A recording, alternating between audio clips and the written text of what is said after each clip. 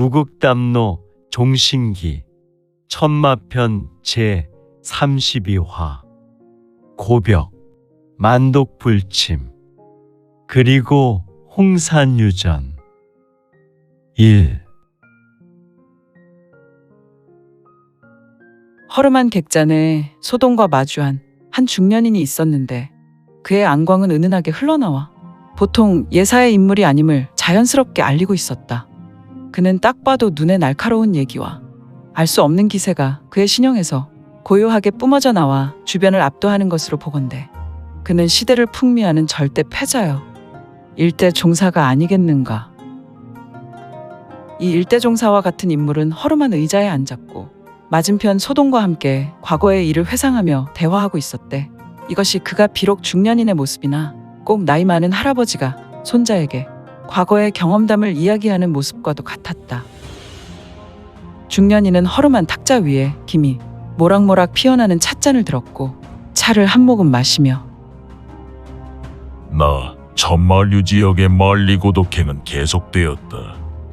나에게 있어서 육신과 정신의 고행은 온전한 무극지체를 이루는 것이요 내가 달마를 이루기 위한 온전한 과정을 거치는 궁극의 끝이 되었다.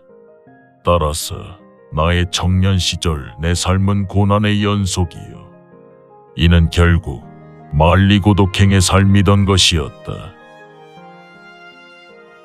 대종사님, 그렇다면 대종사님은 백리색가의 옆장 만독지에서 죽어야 하지 않았나요? 어떻게 만독의 근원에서 살아날 수 있었어요? 어린 소녀는 본인 앞에 있는 중년인을 보며 또박또박 말했고 소녀는 앞에 있는 중년인의 입을 집중하여 보았는데 그의 입에서 말이 나오기만을 기다리고 있었다.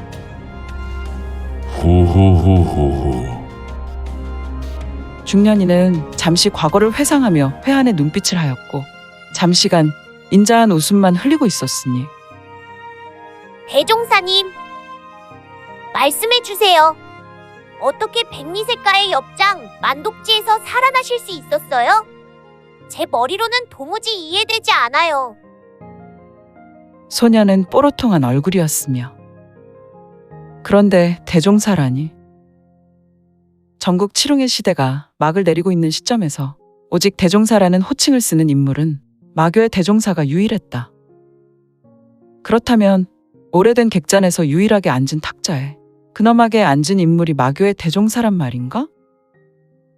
정아, 내가 내게 언제나 이야기하지 않았느냐. 나와 함께 강호 자맹을 할 때는 반드시 나를 대종사라 부르지 말고 그냥 대인이라 칭하지 않았느냐. 네. 제가 큰 실수를 하였어요. 대인께서 저희 잘못을 용서해 주세요. 후후후후후. 녀석, 그렇다고 해서 나에게 용서를 구하지 마라. 나는 너에게 그런 비굴한 자세를 원하는 것이 아니구나. 알겠어요. 대인. 소녀는 본인 앞에 있었던 찻잔 가까이 고개를 숙였다. 정아, 나와 강호 자맹을 할 때는 언제나 나를 아버지와 같이 여기고 그렇게 고개를 숙일 필요는 없구나. 잠시 있거라. 중년인은 두 눈을 감고 한동안 말을 하지 않았으며 평온한 얼굴을 하였다. 그리고 잠시 후 그는 무언가 주변을 살피는 것인가. 객잔 점소이는 1층에서 졸고 있구나. 그렇지. 지금은 축시 가까이가 되니. 그리고 주변 100여 장 내에 기동하는 인물은 전혀 없으니. 허허, 이 중년인은 정말 100만 마교인의 아버지여. 수장인 마교 대종사란 말인가. 그가 무엇 때문에 이 늦은 시간에 낙양 외곽에 이름이 없는 객잔에서 어린 소동과 함께 차를 마시고 있는 것인지. 아무튼 정아, 이제는 되었구나. 주변에 나를 따르는 적의 무리는 없는 것 같으니 말이다. 소녀는 중년인의 말에 두 눈은 더욱 빛냈다. 그래, 나는 세상에서 가장 무서운 백리세가의 엽장 만독담에 빠지고 말았지. 내가 백리세가의 가주 백리중년에게 살수를 가한 장본인으로 백리세가의 식솔들은 생각했던 거야.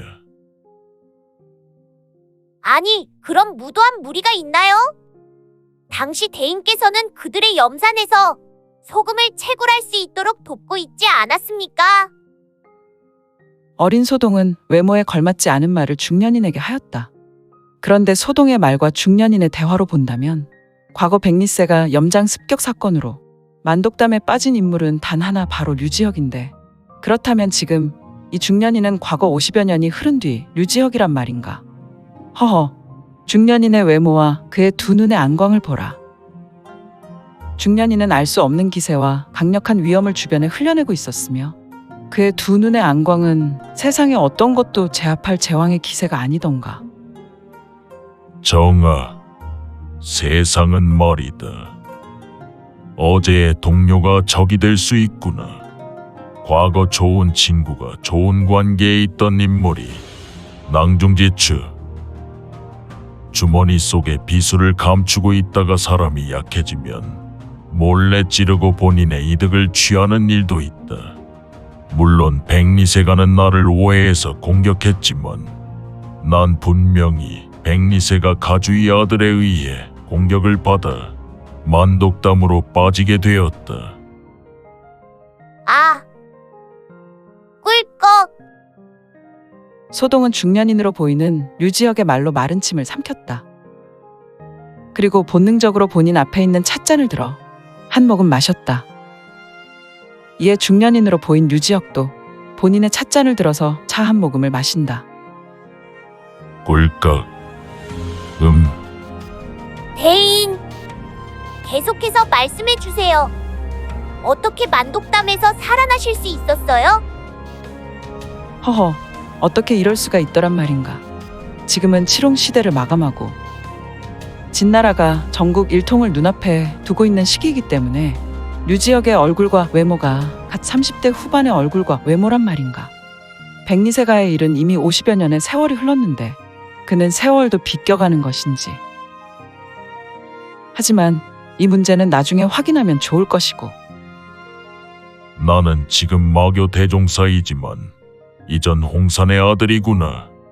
너뿐 아니라 중원의 강호인들은 홍산에 대해 잘 알지 못하는 강호지비인데, 나는 백리세가 엽장 인근 만독담에서 또다시 홍산유전을 만났고, 아마도 이 홍산유전으로 인하여 전화위복이 되지 않았나 싶구나. 헐, 홍산이라뇨? 그렇지, 홍산유전이구나. 홍산유전이라? 어린 소동은 바로 마교 대종사의 검동이었다. 마교 대종사가 된 류지혁이 강호를 자맹할 때 언제나 그의 애검인 천마검을 들고 다니는 아이였고, 이 아이는 언제나 대종사가 천마군리맹을 전개할 때는 마교 대종사와 유일하게 동행하는 소동이었으니. 후루루. 중년인으로 보인 류지혁은 인자한 미소와 함께 한 모금 차를 마신다. 탁. 찻잔을 내려놓고 정아, 나는 짙은 묵빛의 만독담에 빠지고 말았다. 당시 나는 무언가 알 수 없는 욕정으로 나의 내기치라를 사용해야 했구나. 또한 이성이 오락가락하고 본능적으로 행동하고 있을 때 백리세가의 삼락의 벽신권 중 일권을 후려맞고 무기력하게 날아갔으며, 만독담에 입소할 때 나는 동시에 기절하고 말았구나. 물론 나의 의복과 머리카락, 눈썹 등은 즉시로 활활 타오르게 되는 것은 느꼈지만 말이다. 중년인 류지혁은 이러한 말을 한 후에 객잔의 천장을 보며 과거 일로 회상에 젖어들었다. 다시 50년 전 백리세가 엽장 묵지 만독담 주변. 묵지 만독담 주변의 바람이 심하게 불었고 만독담 주변을 벗어난 갈대밭 군락지에서는 갈대들이 심하게 흔들렸다. 그리고 만독담 주변은 언제나 지키고 있었던 이름 모를 독초가 무성했으며 또한 이 독초들도 바람에 나부끼고 있었으니 휘잉, 휘잉. 허허 아리따운 여인이 하늘에서 내려온 천인이 바로 이 여인이 아닌가. 여인은 하늘에서 방금 내려온 천인과도 같은 균형 잡힌 신형에 그 얼굴은 고금 제일 미인과도 같은 마치 얼음 조각과 같이 차갑고 청초한 아름다움의 여인이었다. 달의 여신 월궁왕아와 같은 미란 말인가. 그런데 이 아름다운 여인은 무엇 때문에 홀로 이 만독담 주변을 서성이며 한숨을 쉬며 오가고 있더란 말인가. 자세히 보니 여인은 눈에 눈물을 흘리고 있었다. 허허, 여인의 울음도 이리도 신비한 아름다움이라니. 분명히 괴공자였어. 난 그분의 신비하고 청명한 눈빛을 잊지 못해. 그분이 나의 겉옷 옷을 찢어버릴 때 그도 놀라 순간 멈칫하였고, 나의 오라버니가 날아와 그분에게 일권을 꽂아 넣어 날아갈 때 난 그분의 눈빛을 확신했지. 여인은 바로 백리세가의 장중보옥인 백리가연이었다. 여인은 심각한 부상으로 의식을 잃은 가주를 따라 간 것이 아니라 괴공자가 만독담에 빠진 것으로 확신하여 주변을 잠시 서성이고 있었다. 그녀는 매우 고통스러워했으며 또한 큰 슬픔으로 눈물을 흘렸으니 괴공자는 정말 다시 돌아올 수 없는 강을 건넌 것인가? 이를 어찌 한단 말인가? 흑흑 으흑흑. 여인은 다리에 힘이 빠졌지만 묵지에 주저앉을 수 없었다. 비록 백리가연이 묵지의 독을 방어하기 위해 세가에서 특별히 제조한 영단을 먹었다고 하지만 그녀가 이곳에 머물 수 있는 시간은 고작 한 시즌이었다. 이미 반 시즌의 시간이 지났으니 여인은 이제 일각 정도의 시간이 지나면 발걸음을 돌이켜야 했다. 그런데 왜 무엇 때문에 괴공자께서 이곳에서 아버님을 공격했을까? 정말 공자가 아버님을 공격했을까? 백리가연은 만독담을 주목하여 보았는데 좀 전에 류지혁이 빠져버린 곳이었다. 불과 반 시즌 전에 그곳은 녹색 불기둥이 올랐고 서서히 독담 속으로 사라져버린 것이었다. 천우신조로 다른 사람과 달리 아버님의 심장은 왼쪽이 아닌 오른쪽에 있어 죽음을 면할 수 있었다. 도대체가. 그래, 아버님께서 깨어나시면 정말 괴공자가 아버님을 공격한 것인지 아니면 다른 어떤 조직이 움직인 것인지 어떻게 구주21천에서 신권으로 자리한 아버님이 죽음까지 이를 수 있었던 것인지. 백리가연은 현실을 부정하고 싶었다. 그래서 여인은 본인의 아버지에게 사실 진위 여부를 묻고 괴공자의 판단 여부를 유보한 것이다. 아무튼 여인은 이미 죽어버렸다고 생각한 류지혁으로 인해 극심한 고통이 밀려왔다. 그래, 아버님께 알아보는 것이 좋을 것 같아. 흑흑, 흑흑, 흑흑, 흐흐흐. 휘이이. 펄럭.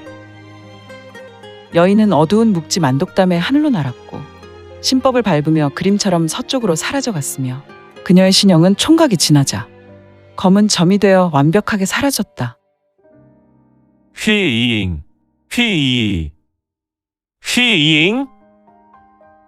홀로 남겨진 묵지 만독담은 백리가연의 슬픔을 대변하듯 바람이 불어 구슬피 우는 소리를 내었다. 허허, 정말 류지혁은 만독담의 독 기운에 의해 신형이 불타서 죽어버린 것인가. 괴공자 류지혁은 만독담에 어이없게 빠져버린 후에 순식간에 녹색 불길이 일어났다. 도끼는 녹색이었으나 만독담은 단순한 독이 아니었다. 주변으로 사르고 녹이고 하는 강력한 장독이었다. 때문에 독 기운에 휩싸인 류지혁은 입고 있었던 의복을 사르고 녹였으며 그의 머리털과 그의 보기 흉한 눈썹을 살라버렸다. 물론 녹색 불길은 그의 신형을 사른 후에 녹지 속으로 순식간에 가라앉아 버렸다. 그리고 만독담은 단순한 녹색 거품을 뿜을 뿐 류지혁이 그곳에 빠졌다는 흔적은 완벽하게 사라져 버렸는데 세상은 암흑이었다. 만독담은 짙은 묵빛이었지만 얼핏 보면 짙은 어두움, 암흑 그 자체였다.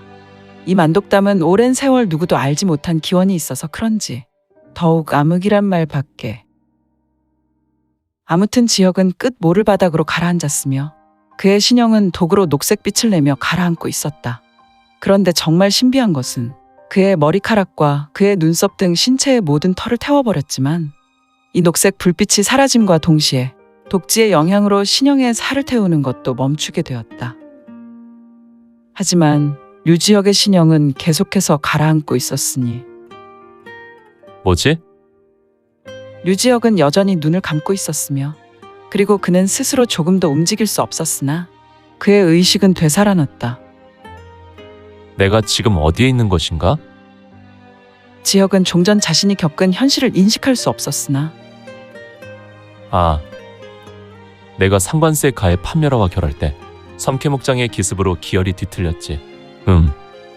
그리고 백리가주를 살리려고 판멸화의 최후 공격을 막아냈는데 애석하게도 백리가주의 심장에 판멸화의 2개 공격 중 하나가 직격했으니 그는 죽은 것인가? 그리고 가연을 본 것 같은 착각이 있었는데 류지혁은 만독담 밑으로 계속해서 가라앉고 있었다. 그런데 나는 왜 움직일 수 없지? 혹시 내가 죽은 것인가? 하지만 류지혁의 의식은 너무도 분명히 자각하고 있었다. 아니다. 나는 만독담에 빠진 것 같구나. 독담에 녹는 것이 아니고 나의 무국지체 안에 만타무국봉이 제2의 도약인가? 만타무국봉의 신기가 돋기를 밀어내고 있는 것 같구나. 허허, 나는 살아나는 것인가? 이 만독담에서 어떤 것도 녹여낼 수 있는 이 무불만독에서 말이야. 후후후후. 지혁은 도대체 무슨 생각을 하는 것인가? 이 천하극독지 만독담에서 만타무국봉의 실력을 언급하는 것은 허허, 신기하군. 나는 지금 내력을 조금도 운용할 수 없는데 무국지체의 기초가 되는 홍산유전의 본질인 만타무국봉이라니. 정말 신묘하군. 세상의 극독을 밀어내는 피독의 극치가 만타무국봉에 담겨 있었다니. 그렇다. 지혁은 소년 시절 요산 성산인 신목에서 신비한 경험한 만타무국봉이 절체절명의 순간에 큰 도움이 되었다. 그는 무국담로의 본전에서 홍산 유전을 경험하며 이것이 신의 섭리인 것을 체험하게 되었다. 하늘의 신께서 선택한 배려로 이 땅의 신의 계획이었던 것을 극명하게 경험하였으니 하지만 지금 경험하는 것 또한 그의 인생에서 절대 빼놓을 수 없는 신의 배려라는 것을. 하지만 류지혁은 스스로 몰랐으니 오, 저 신비한 빛은 무엇이란 말인가? 그렇다. 비록 류지혁은 눈을 감고 만독담으로 가라앉고 있었으나 그는 신비한 녹색빛을 기감할 수 있었다. 그는 비록 눈을 감고 있었지만 녹색 빛을 볼 수 있었으며 그 빛 속으로 자신이 빨려 들어가는 것도 잘 인식할 수 있었다. 허허, 어찌 이러한 기이한 체험을 할 수 있는 것인지. 류지혁은 점점 아래로 내려가는 것이 속력을 내었고 이후에 그 신비한 녹색 광채로 순식간에 빨려 들어갔다. 슈슈슈슈. 씩. 이 만독담은 마치 늪과도 같았지만 일반 물속처럼 와류를 일으켰고 지혁의 신형 주변으로 급하게 요동했다. 하지만 이도 순식간에 잠잠해졌다. 물론 지혁은 완벽한 녹색 불빛으로 사라졌는데 지금 지혁이 누워있는 곳은 분명히 만독담 밑바닥이 분명했지만 신비한 녹색광이 주변으로 물들이고 있었다. 아무튼 허허, 이 신비한 녹색광 주변은 그리 어둡지 않았다. 도대체가 이 신비한 공간은 무엇란 말인가? 그런데 류지혁이 누워있었던 곳에 좌우로 2개의 형체가 노려보고 있었는데 이 두 개의 괴 형체는 뭐란 말인가? 헉. 이런 산목섬유란 말인가? 눈이 세 개인 두꺼비는 일반 두꺼비가 아니었다. 이 눈이 세 개 달린 두꺼비는 극독을 품고 있는 두꺼비였다. 그의 겉 피부의 물혹이 셀 수 없이 많은 것이 특징인데 이 물혹은 평소에는 터질 일이 전혀 없었지만 적을 만나거나 위협을 받을 때 이 물혹은 산목섬유의 절대 공격무기가 된다. 또한 섬유의 혀는 일반 두꺼비보다 길어서 녀석의 혀는 수정 밖에 먹이를 취할 수 있는 특징이 있는데 이 혀 또한 극독이었으며 천축국의 코끼리도 총각에 쓰러뜨릴 수 있는 극독이었다. 허허, 점입 가경인가. 산목섬유를 노려보고 있었던 다른 녀석이 있었는데 이 녀석 또한 류지역을 중심으로 반대편 섬유를 노려보고 있었으니 이놈 또한 대단한 녀석이었다. 바로 7점 독각사였다. 몸통에 7개의 점, 머리에는 하나의 뿔을 가진 사중왕이 바로 이 7점 독각사였는데 이놈의 이는 단순한 이빨이 아니라 세상에서 둘째라면 서러워할 극독으로 역시 천축국의 코끼리를 단숨에 동물로 녹여낼 뿐 아니라 녀석은 깊은 영성도 가진 녀석으로 세상의 모든 뱀의 제왕으로 뱀들에게 호령하여 부릴 수 있는 능력도 있었다. 아무튼 녀석은 어찌하여 류지역을 사이에 두고 서로 노려보고 있더란 말인가. 혹시 녀석들은 지역을 먹이로 생각하고 있는 것은 아닌지. 두 녀석은 무려 반시진 시각을 두고 서로 노려보며 대치하고 있었으며 녀석들의 눈동자에는 녹광이 일어나 서로에게 지독한 살기를 날리고 있었다. 허허, 녀석들은 도대체 어디에서부터 와서 이 깊은 독담의 또아리를 틀고 있었더란 말인가. 그리고 이 동물들은 도대체 얼마나 오랜 세월을 거쳐 동물의 제왕으로 이곳에서 살고 있더란 말인가. 이곳 녹색 기광이 물든 공간에 그 긴장감은 점차로 고조되었고 폭발 일보 직전의 일촉즉발은 서서히 깊어만 갔으며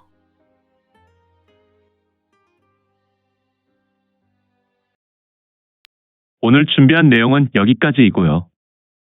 무극담로 종신기 천마편 계속 성원 부탁드릴게요. 또한 구독, 좋아요는 본 작가의 지필에 큰 힘이 됩니다. 그럼 오늘도 최고로 멋진 하루 되세요.